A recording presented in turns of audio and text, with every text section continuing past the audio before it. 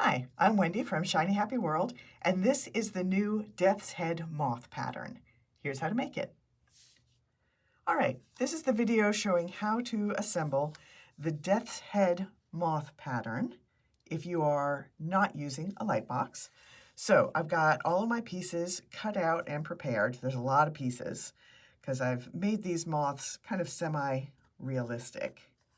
So they're simplified, but they still have all the key components of the different kinds of moths and butterflies that I'm doing. So we are going to start with, let me first talk about preparing the pattern. So I use paper-backed fusible adhesive. I use Heat and Bond Light in all of my quilts, and I fused the template pieces to the wrong side of my fabric. And then I cut them out on the solid lines. These dotted lines are all placement guides showing you where other applique pieces are going to sit on top of this piece. So you have that guide since you're not using a light box. So we are going to start with the body, kind of the middle of the moth.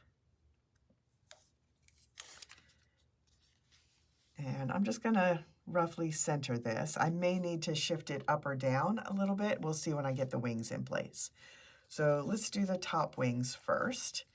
They are fairly plain on the top.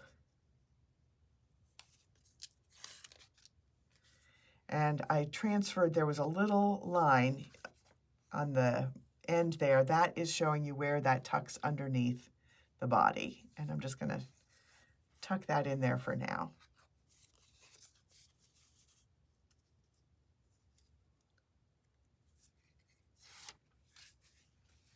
See that? Tuck that on the other side, and I want these to be pretty symmetrical, but I'll tweak that in a minute because I may end up moving it a little bit. All right, now we have the lower wings, which are far more complicated. So these wings tuck under the body and under the top wing. So I'm going to first slide this under the body, and then I'm going to slide that up, and then lift that and slide it down a little bit. And then again, I may tweak that a little bit. We're just getting the pieces roughly into place right now. I'm going to do the same thing on this side. Tuck this part, so this line under the body gets covered, and then we're going to go up and tuck the wing. There we go. All right, now you can see that that is shifted pretty high on the block, so I'm going to kind of move this whole thing a little bit lower. That's why I didn't get too precise with the placement. Now we're going to, that was a little too much. Okay, now we're going to get a little more precise here. So I think I'm pretty happy with.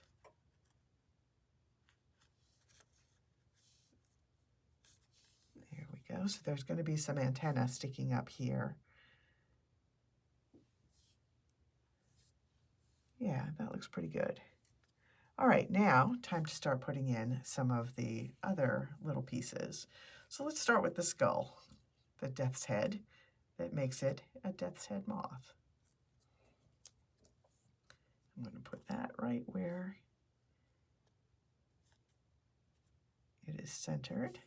And then it has two tiny little eyes. If you do not want to fuse such tiny pieces, you can. You can cut them out and you can applique them and outline around them. I will show you a finished one where I've done just that. But you also have other options. You can use fabric paint. You can use a different kind of adhesive. The Heat and Bond makes an ultra hold that does not, you can't outline stitch around it. So that is another option. You just need to be careful if you use that. If you put the quilt in the dryer, you have to put it in a light temperature so that it doesn't heat the fusible enough to remove the pieces. So now we're going to put in these little kind of hot dog shapes.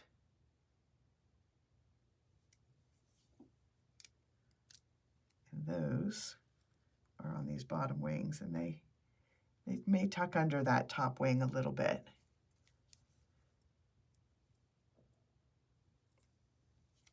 Do that on both of them.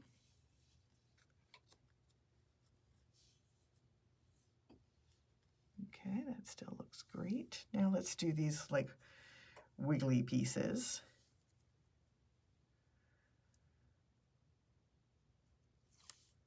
You can see when I cut out the wings, I did try and make the stripes be symmetrical on them.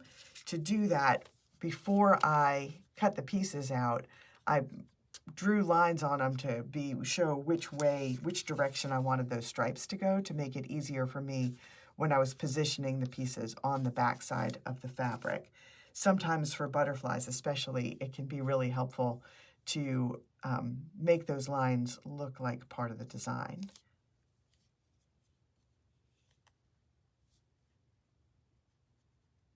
And then it's got these kind of stripes that go down its body.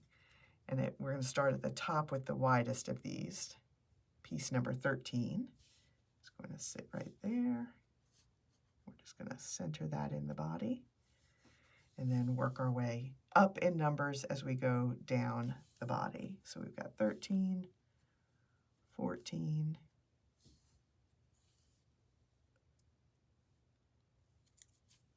15,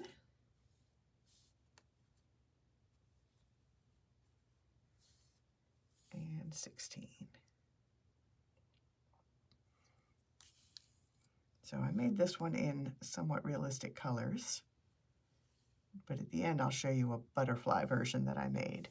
All right, so I'm going to take this to my ironing board and fuse all the pieces down, and then I'll do all the outline stitching, and then I'll bring it back here and I'll show you the finished moth, and I'll also show you the butterfly colored one that I made just for fun. All right, here is one finished death's head moth made in fairly realistic colors, but I also made a death's head butterfly. There's actually no such thing as a death's head butterfly, but one of the things that I'm doing with this whole collection of moth patterns is also making them in bright fantasy butterfly colors, just because I wanted to show you that the same pattern can be used in lots of different ways, so you can get lots and lots of use out of your just one pattern. So this is Death's Head Moth made in bright, cheerful butterfly colors on a daytime background, blue background. But I wanted to show you one more thing, because I'm designing all of these moth patterns so that you can mix and match all of the pieces. So you can combine different wings, different bodies, different markings, and make all kinds of different Franken butterflies and Franken moths. So this one is a Franken moth that I made with pieces from just two patterns. This is made using the Luna moth and also the elephant hawk moth. So this is just one possibility using just two patterns, but if you get a couple of the moth patterns, you're going to have a lot more pieces to work with. And then there's also going to be a collection of 10 butterfly patterns. So then you're going to have all kinds of pieces, because they're all going to be designed to work together. So all of the sizes and things will work and combine in different ways. But I just wanted to give you a little peek at that to show you different ways that you're going to be able to use these pieces. But this is the Death's Head Moth pattern. You can get it at Shiny Happy World. I'm Wendy, and I will see you next time.